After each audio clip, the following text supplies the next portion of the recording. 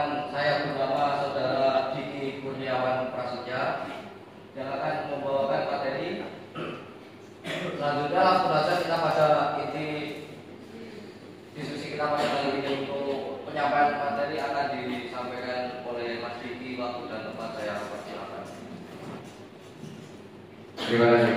Selamat siang semuanya. Terima kasih Pak dosen.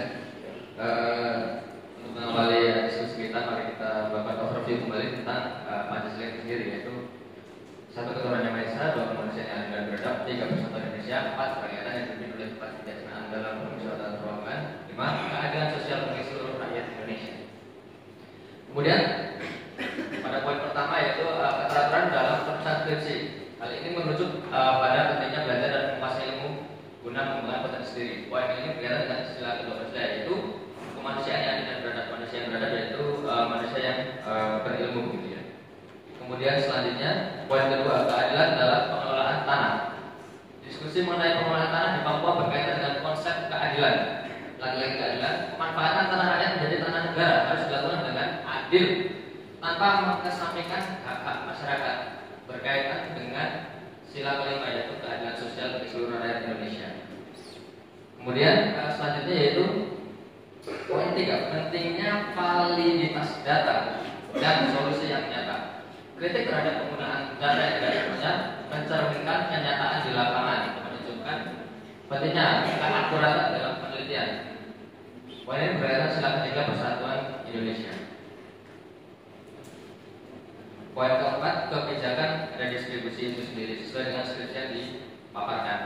Dalam proses redistribusi ini, keadilan harus diprioritaskan agar tanah yang diberikan benar-benar bermanfaat bagi kesejahteraan masyarakat. Kebijakan redistribusi ini harus mempertimbangkan hak masyarakat adat dan menjaga agar tidak terjadi ketimpangan dalam pembagian tanah. Keadilan sosial dan keadilan supaya tidak ada ketimpangan harus diatur dengan baik dengan kebijakan redistribusi.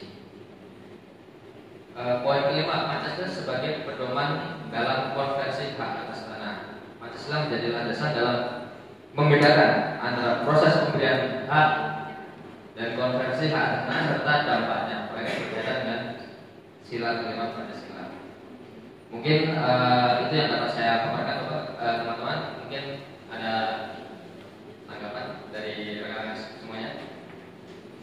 Saya kembali kepada moderator.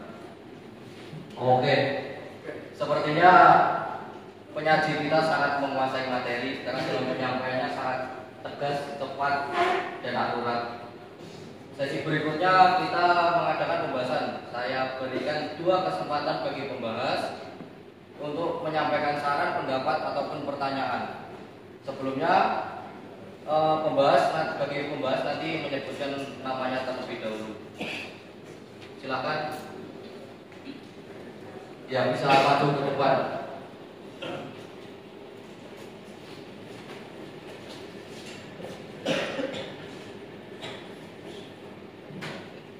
Assalamualaikum warahmatullahi wabarakatuh. Izin kepada penyaji, tadi disampaikan redistribusi tanah itu berkaitan dengan masyarakat, hukum adat, dan pemerintahan.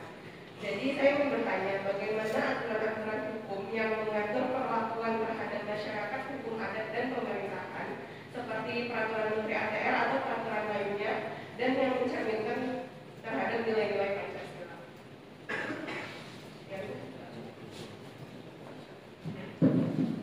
Baik, untuk pemateri bisa dirangkum dulu pertanyaan dari pembahas.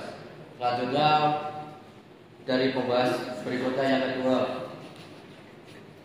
Oke, Bapak coba dong. Jadi bertanya sebelumnya, nama saya Sarjini Prabowo. Tadi penyanyi sempat menyajikan bahwasanya tentang keadilan sosial tujuan redistribusi tanah. Nah, ini pertanyaannya, apa perbedaan antara pemberian hak dan konversi tanah dalam konteks redistribusi tanah negara, dan bagaimana hal ini terkait dengan prinsip keadilan sosial yang tadi disebutkan dalam Pancasila? Terima kasih. Baik, terima kasih atas 2 pembahas kita. Selanjutnya Mas Dika, Pak mau langsung dijawab? Oh, baik, waktu dan tempat saya persilakan. Baik, terima kasih untuk pertanyaan pertama ya dari Mbak Dia Rusdayati. Bagaimana aturan-aturan hukum yang mengatur perlakuan terhadap masyarakat adat, gitu ya? Pengakuan terhadap masyarakat hukum adat merupakan implementasi dari Pancasila itu sendiri, khususnya sila kedua kemanusiaan yang adil dan beradab. Perlindungan hak masyarakat dalam konteks penghormatan rakyat adalah wujud nyata dari penghormatan terhadap kemanusiaan dan keadilan itu sendiri. Kemudian untuk pertanyaan kedua ya, selanjutnya pertanyaan kedua, keberadaan terhadap pemberian hak dan konversi tanah dalam konteks redistribusi tanah. Pemberian hak yaitu pemberian hak atas tanah mengacu pada proses di mana negara memberikan hak milik atau hak guna pada individu atau kelompok masyarakat atas hak yang sebelumnya dimiliki oleh negara. Seperti tadi dibawakan oleh Bapak, dari tanah adat kemudian kembali ke negara dulu, dari negara baru diberikan kepada masyarakat. Itu pemberian hak.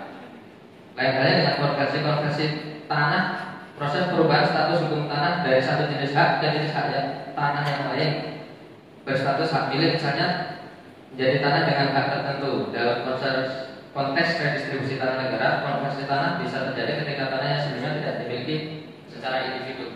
Jadi perbedaannya sudah ada di situ, sudah jelas begitu ya, bahwa antara konversi dengan pemberian hak itu ada perbedaannya begitu. Mungkin hanya itu yang dapat saya sampaikan. Waktu saya kembalikan kepada moderator. Oke, jawaban yang sangat bagus dari Haji, sangat menguasai materi. Mungkin ada tanggapan dari